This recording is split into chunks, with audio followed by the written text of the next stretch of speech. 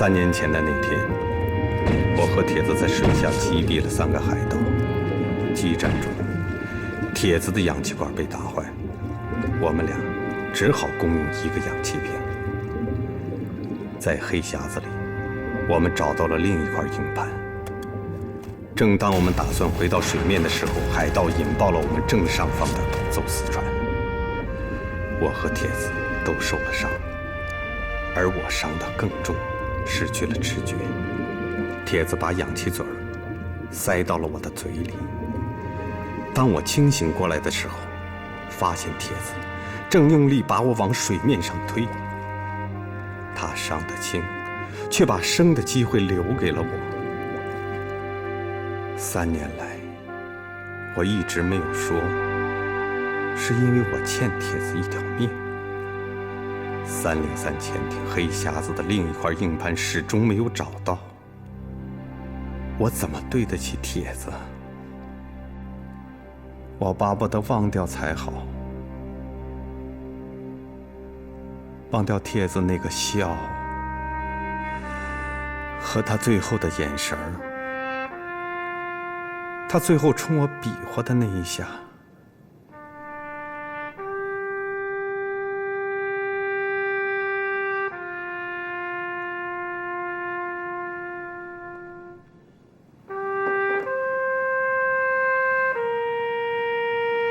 你不是想忘掉，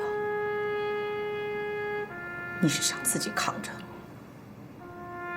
这么些年了，你的臭脾气一点都没变。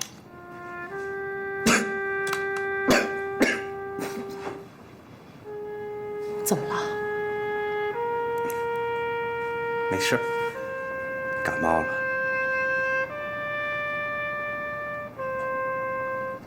这硬盘给你，数据我都复制了。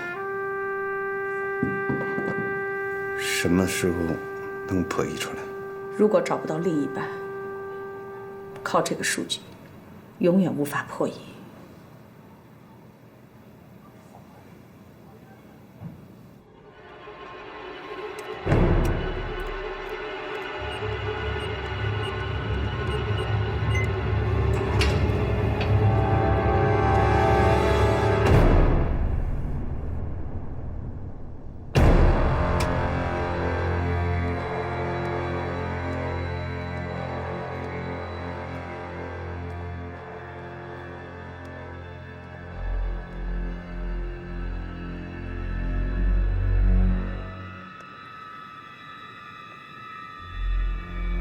Thomas, you think it's more attractive than me?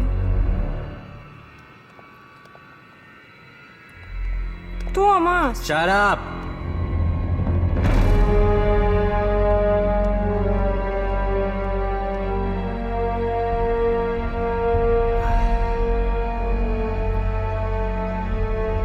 This is a magic key that will open the greatest treasure. With this, I will build my own fleet. I will have the power. I will be like a king. I will be the real king of Malacca! Los mira la kamita ya.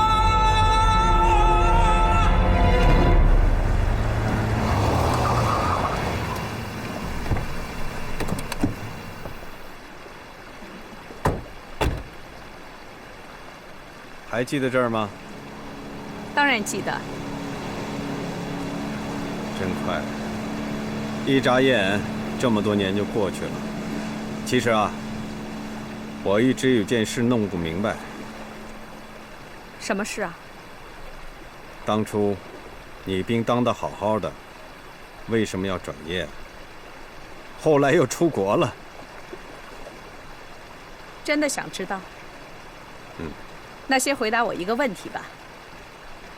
那些情书到底是怎么回事啊？那是帖子的事儿，跟我有什么关系？不是，你再不是，别说，你再上得高一点。再高一点，再高一点。哦，哎，啊，你还记得你给我的最后一封信是怎么写的吗？啊？哪封？最后一封。最后一封啊。这个世界上有那么多的地方，这个世界上有那么多的街巷，你没有早一步，也没有晚一步来到我的身旁。下一句是什么？啊？下一句啊？啊？下一句不是那个？哎，下一句我给忘了。哎！我就知道你会忘，你就是我的命运。想到了很多吧？确实。你还没回答我呢，为什么转业又出国啊？早晚你会知道的。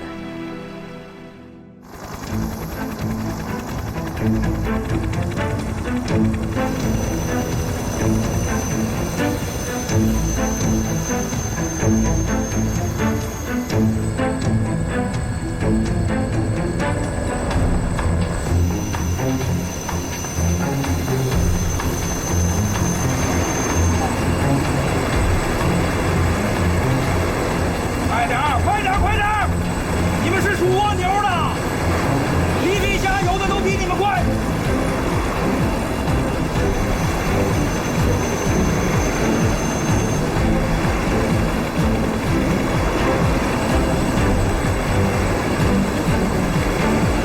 现在是下午2点1刻，6点钟准时开饭。如果赶不上饭点儿，你们就喝西北风去吧。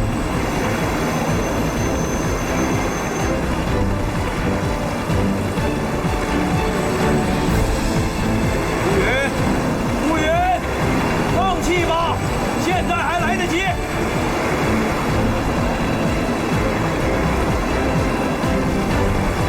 快点儿！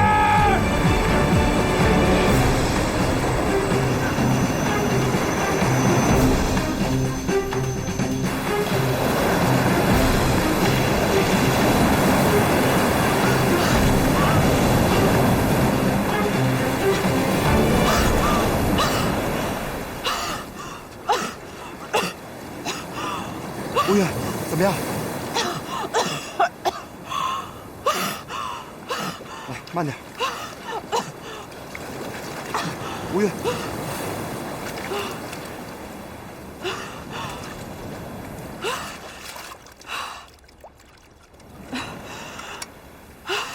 来，吴越，喝口热水，暖和暖和。快，快喝口热水，来，快点。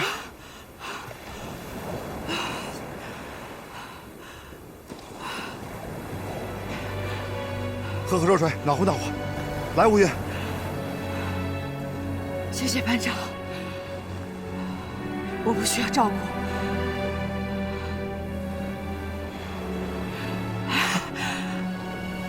班长，以后你别对我这样好，我不想让别人误会。误会又怎么了？不是，我的意思是我拿你当草原上的妹妹看，他们不会误会的。来。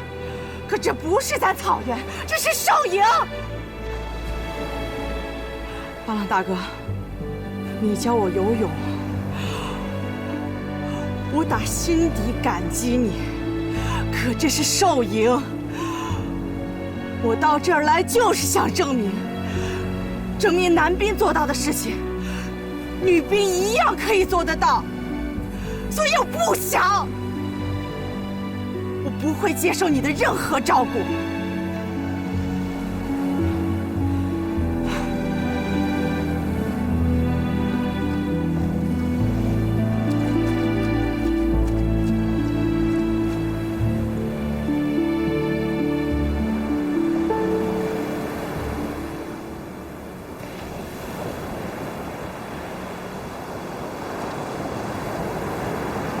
热脸贴个冷屁股，有意思吗？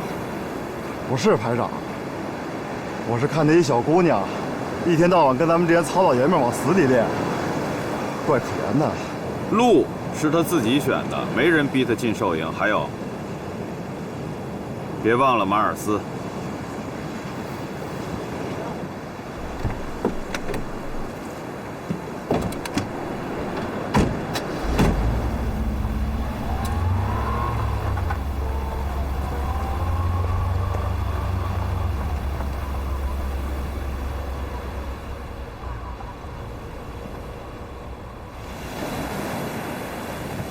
在近身格斗中，1秒钟就可能决定生死。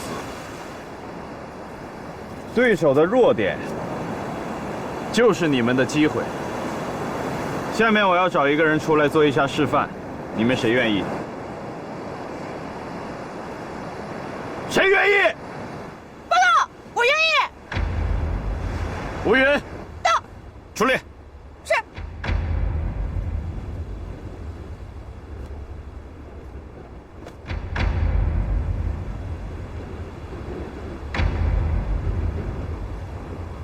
报告排长，你是准备用1只手跟我打吗？打你1只手足够了，来吧。报告排长，你要用2只手跟我打，你应该尊重对手。尊重是打出来的，来吧。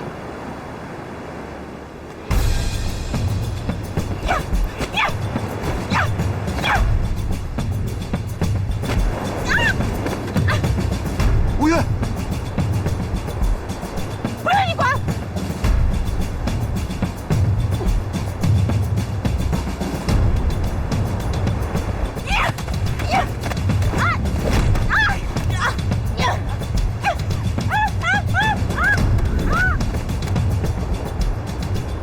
连1招都接不住，这也太面了。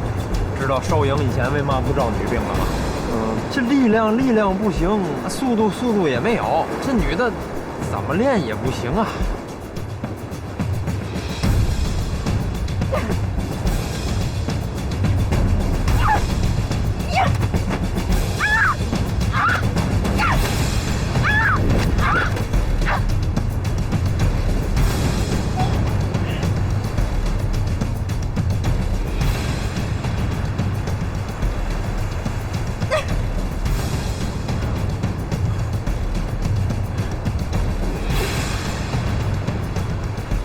还来吗？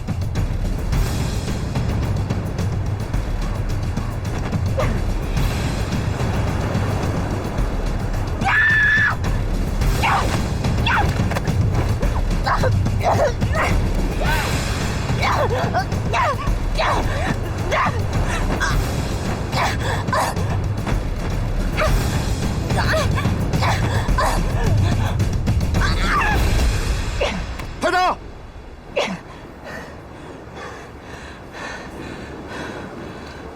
你怎么样？这样的兵我不能要啊！谁送来的，谁负责给带回去。根据我对吴云的了解，他应该不是故意伤人。袁队长，不是我不给你面子，当时你硬把他塞进来，非要搞什么女兵训练强度测试，我就120个不同意。你现在又出了这种事儿，还研究什么呀？没什么好说的，赶紧让他走。乌云来寿营参加训练，这是旅长和政委批准的。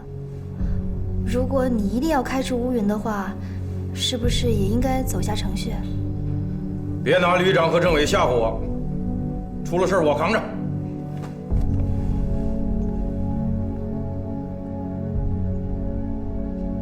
我不走。吴云，别磨蹭了。武教官说了，就给你10分钟收拾好东西。我不走，我又不是故意提上排长的。你跟我们说这些也没用啊，这可是武教官亲口下的命令啊。是啊，这时间一到，你不走，我们也得压着你走啊。啊，乌云，副队长，没事儿，请你们先回去吧。我们原队正在跟旅部沟通这件事情。不是，哎，副队长，那，哎呀，不把武云送走，我们回去可就惨了啊！这起码得被扒层皮呀。吴云，你先在这儿等我，我这就去找龙队。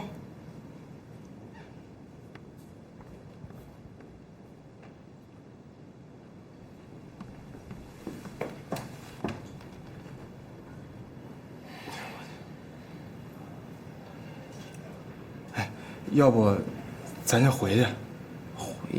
回去你怎么交差呀？你们都想让我走？不是，吴云，这是武教官下的命令。其实我们大家都觉得，你一个女孩子也挺不容易的，何必在这受营遭罪呢？是。再说了，让你走你就走呗，何必在这儿吃这份苦呢？是吧？就是，这跟我们有嘛关系呀？再说让你走这事儿你也赖不了别人，那向排是什么人呢？他你都敢提？我说了，我不是故意的。不管是不是故意的，那踢上战友总是你的不对吧？啊。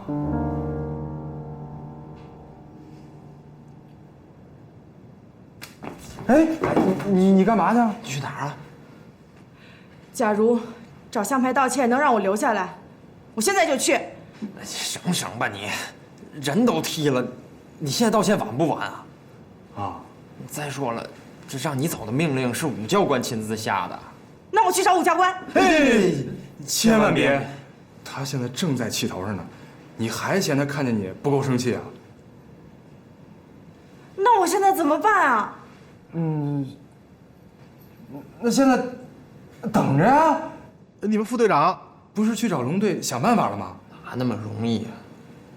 我看这回武教官是铁了心让你走，这别说让你走了，给你个处分都是有可能的。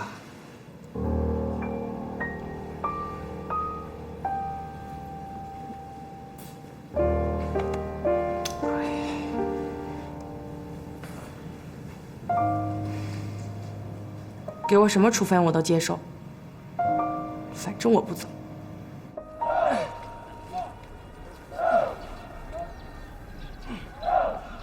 排长，你那个没什么事儿吧？没事儿，这不还能练双杠吗？死不了。哎，我跟你说，你可千万别跟吴云计较，那就是个小丫头，这性子一上来就不管不顾的。我没跟她计较。我听说上边因为这个事儿要开除吴云。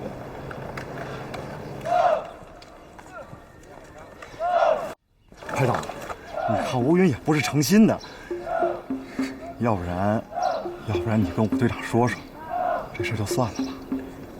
啊，我跟武队长说说，那你那意思，我还给他请个功？不是，我不是这个意思。那你什么意思？边儿去，别跟我这儿废话。排长，别废话。排长。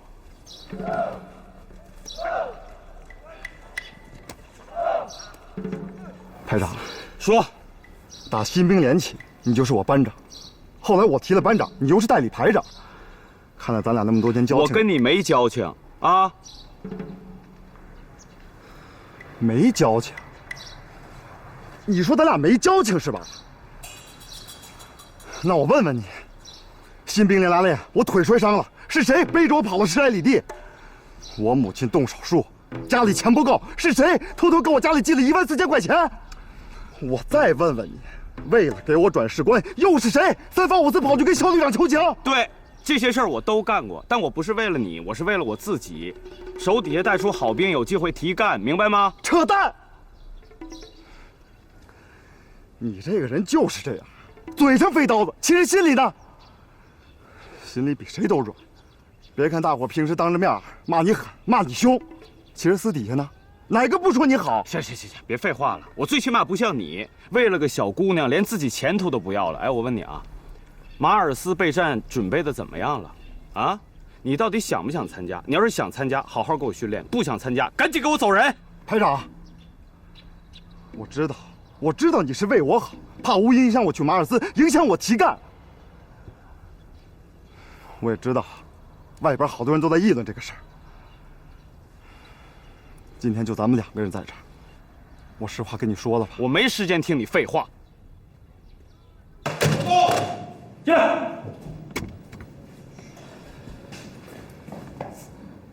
哟，吴队好，我正打算上你房间去看看你，伤得怎么样？没事儿，死不了。死是死不了，可是这很重要啊！来，坐。来，我坐不下，坐下更疼。哎呦，这个乌云呐，必须得严肃处理它。怎么处理？哪儿来回哪儿去。对了，你是当事人呢，你说说，你打算怎么处理他？啊，给他个警告处分，通报批评，要不就让他复员，回大草原去。说说，你打算怎么处理？不处理。不处理？对。继续留在你们排里。回头你小子给人穿小鞋。武队，我是这种人吗？我是给人穿小鞋的人吗？行了，这事儿不是你说处理就处理，你说不处理就不处理，咱这儿有纪律。乌云是我的兵，没把他带好那是我的责任，那你处理我吧。你就是个贱骨头，你踢了你了，你还替他说话？你们要是觉得寿营不能有女兵，非让乌云走，那是你们的事儿，别拿他踢我的事儿说事儿。行了，你的意思呢，我也听明白了。我们都知道乌云是个好苗子，可纪律就是纪律，懂吗？甭跟我这废话了，走吧。反正话我已经说到了，领导们好好考虑吧。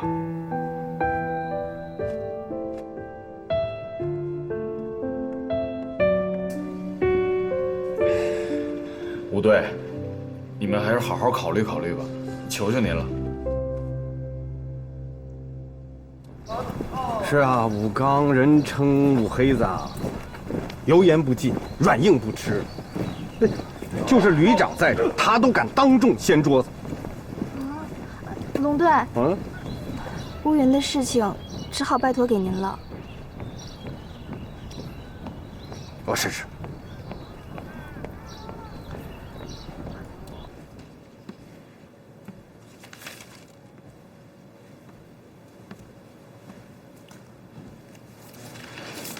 哎，薄荷味儿的。我可不是这玩意儿。哎，你要是来给乌云求情呢，你就出去吧，啊，把门给我带好。我还没问你呢。这乌云捅了那么大的篓子，你让他回去，你这处分也太温柔了吧？你啥意思啊？我啥意思？一个女兵竟然敢动手打排长，还是当众把排长给打伤了，什么行为啊？这要搁在以前，那不得上军事法庭啊？哎，干啥呀？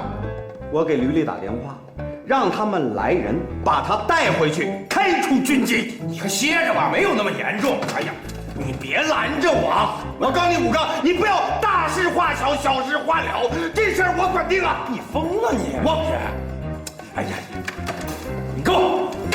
那项羽是训练中受伤的，那丫头打疯眼了，那不是故意的。你跟这掺和什么呀你？这，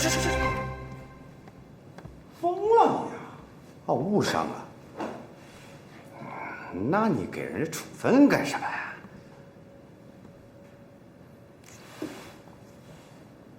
你给我下套了？不是，我主要考虑的是啊，我主要是这么认为的。你要是这么把乌云给打发了，人家女兵中队会怎么认为啊？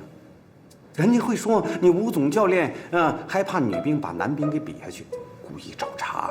扯淡！我犯得着吗？是啊，我也这么认为啊。所以说，于公于私，你都应该让乌云留下来，让他自己坚持不住了，挺不住了，走掉，他们也不会说什么。对呀。你转着圈的往沟里带我，是不是？我提个醒，别让人家在背后戳你武教练的脊梁骨，说你心眼小，连个女兵都容不下。让一个小丫头整天跟着一群老爷们儿往死里练，我这于心不忍，你知道吗？说心里话，打一开始我就不赞同这个事儿。哎呦，卜总教练也怜香惜玉了。哈，哦，闹了半天，你跟元志他们全是在演戏啊！别说风凉话啊！别说风凉话。他留下来行，先让他看仓库吧，别训练了。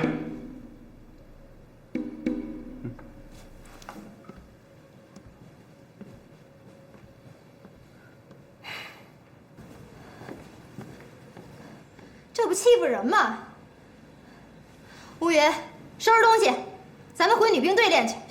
算了，副队长，我想过了，这次的确是我不对，没有给我处分，已经很留情面了。我就留下来管理器械，打扫卫生。我不但要清洁兽营，也要清洁自己的心。为了取胜，不惜一切伤害战友。我什么时候变得这么卑鄙了？是不能伤害战友，可那个项羽他也配当你战友啊！他跟你比，本来就是以大欺小，以男欺女，这根本就不公平。这兽营里没有什么公平不公平。副队长，你听过这样一句话吗？侦察兵穷。穷的只剩下战友，侦察兵傲，傲的只分生死，不分男女。我选择来到部队，选择来到这兽营，就要承受这个选择所带来的一切。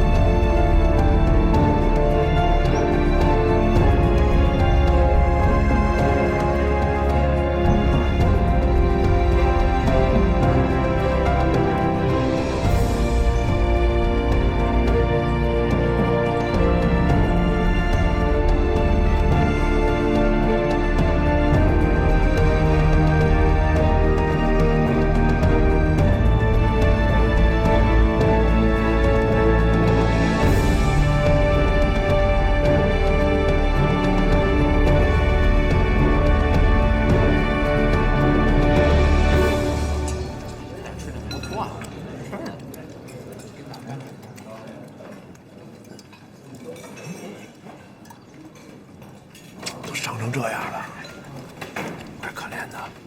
哎，你们说还能坚持多久啊？我看也就1个礼拜了。我看这丫头行。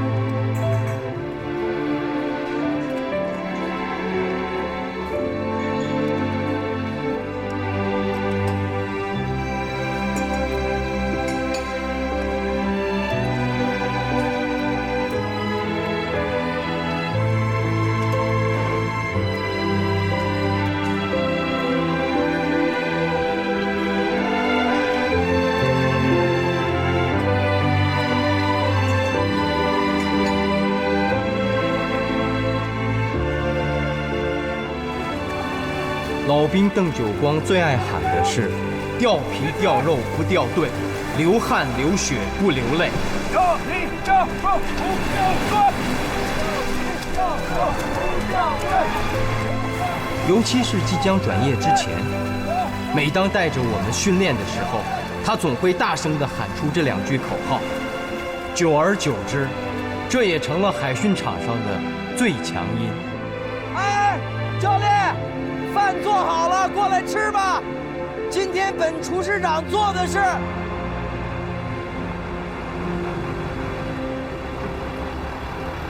哎，教练，那儿来了辆车。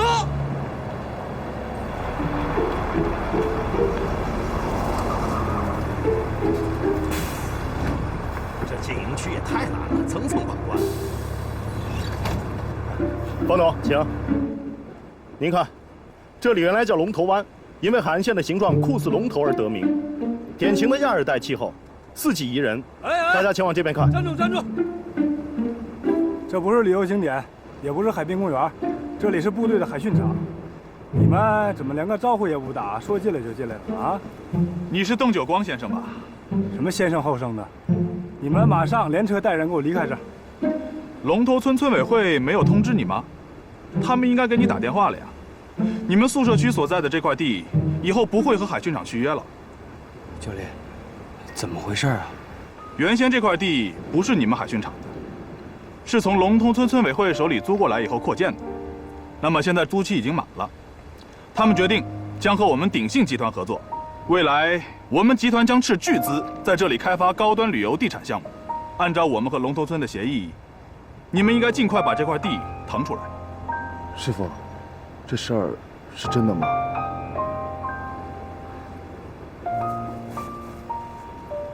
王董，咱们往海岸线走。来，咱们去海岸。是这样，好吧。那个教练啊，到底是啥情况啊？都半个月前的事了。龙头村委会那个主任给我打电话说，咱们土地到期的事儿。他是提过有个什么鼎信集团要租地开发，当时我以为他们也就是想多要点租金，故意找借口，所以这事儿压根儿我就没放在心上。没想到还真有这样的事儿。师傅，合同上关于租期到期以后是怎么约定的？原来说的是合同到期自动续约，没想到他们现在又变卦了。哎呀，咱们这个地方啊，面朝大海，背靠青山，这么肥的一块肉，不定多少张嘴盯着呢。我想啊，肯定是那个什么什么鼎信集团出的价更高，半路给咱们截了胡了。这不是要把海渔场连过端吗？不行，我得找村委会的人说道说道。陆岩，你文化水平高，跟我一块儿去。小鱼，哎，张叔，你们俩留下。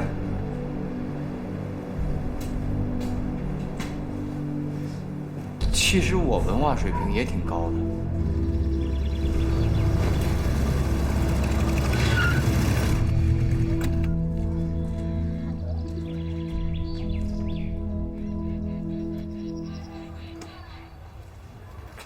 待会儿到了村委会，你想好怎么跟他们说了吗？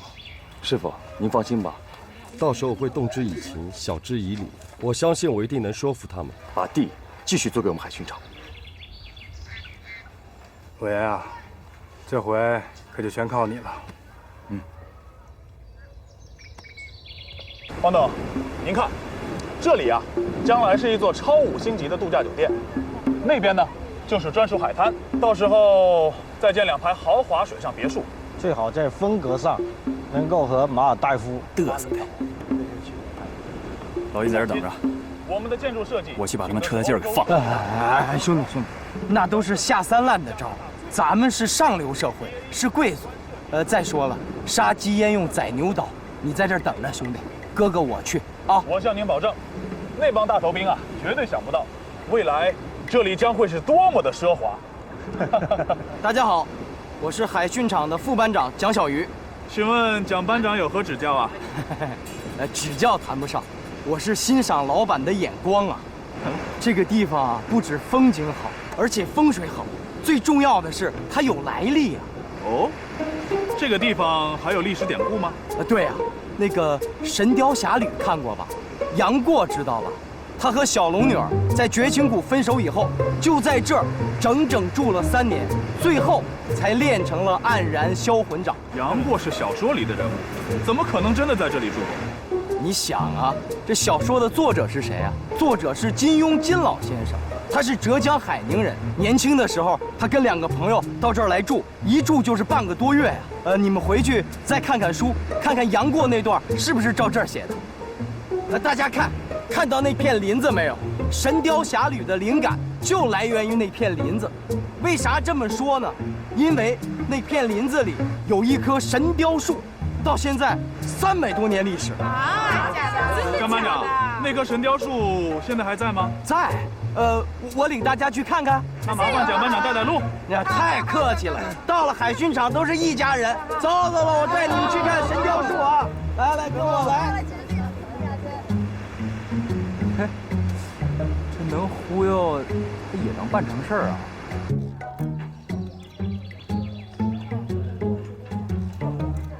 你看，刘主任，咱们能开始了吗？说吧，我们都听着呢。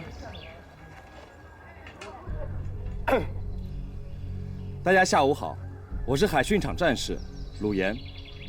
今天我和我教练来到这里，是希望大家能够把地继续租给我们海训场。孙子兵法说得好，兵者，国之大事，死生之地，存亡之道，不可不察也。这句话要告诉大家，军队对一个国家、对一个民族的重要性。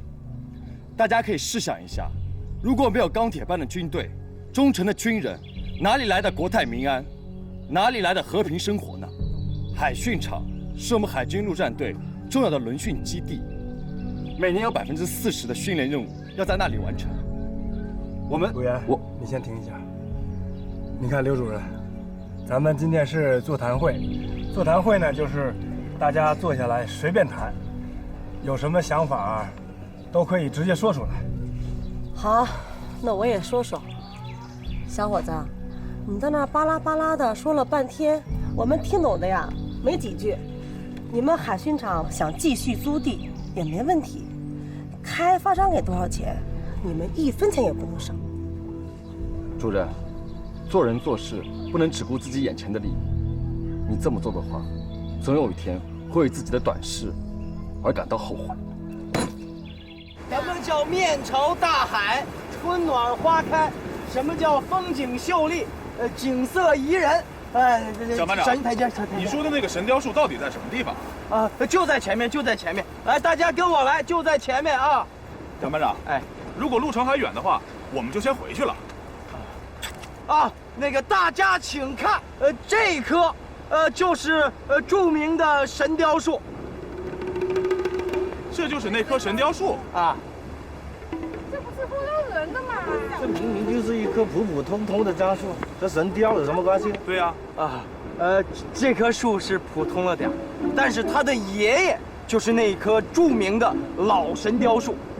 金庸先生就是看了老神雕树，才写下了《神雕侠侣》和《射雕英雄传》。当年那棵老神雕树有这么粗那个上面有一个大神雕，神雕的翅膀有3米多长，鸟窝有一个双人床那么大。那棵老神雕树呢？老神雕树几年前不幸去世了。那神雕呢？老神雕树去世之后，神雕伤心的远嫁他方了。那，你这不是坑人吗？咱们走吧。诸位，听我说，大家已经走到这儿了，别嫌辛苦啊！再往前走就是最美丽的彩虹海。大家见过彩虹，但是见过20多道彩虹同时出现在海面上吗？来，请跟我来，就2步。来。大家请看，这就是彩虹海。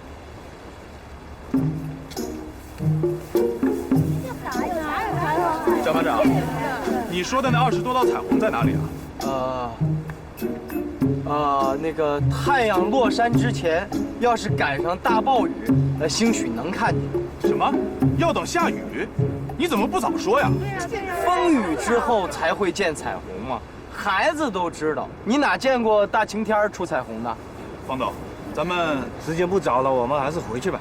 大家稍等稍等，前面还有一个更美的地儿，叫仙女湖，我带大家去看看吧。不看了，不看了，走吧。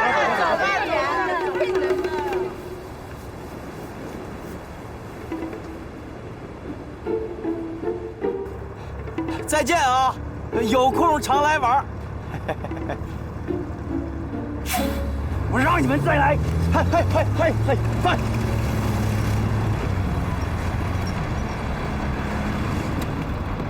教练，怎么样？